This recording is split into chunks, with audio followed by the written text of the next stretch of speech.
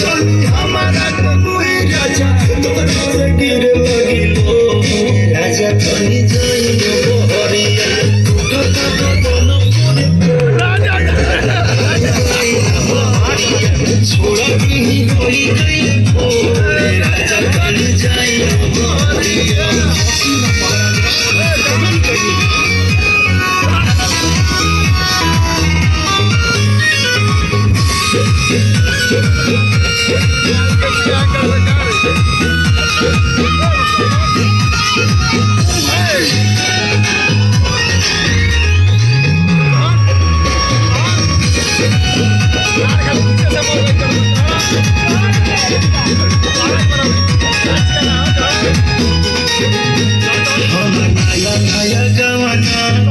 नया तकिया बिछावना नया चोली खोली बोला बोला खेलवना जा नाच बदला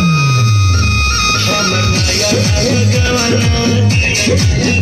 नया तकिया बिछावना नया चोली खोली बोला बोला खेलवना नुहर जानी बनी चोर राजा तेरे मोरो बड़ा तोड़े राजा तनी जाई हरिया कता बदन पूरे राजा तनी जाई हरिया छोड़ा ही होई गई पूरे राजा तनी जाई हरिया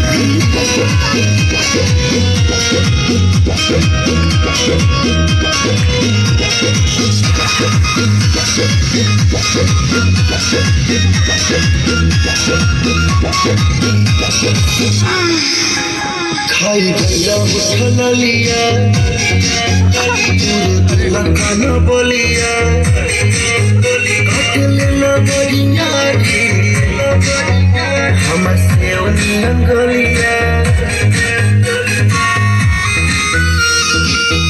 खाई गया उठल लिया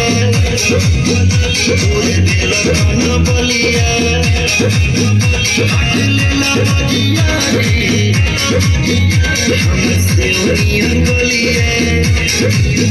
मर्जन जोरे देह बाटे कम जोरे हमर फाटे लगी नस तोड़े तो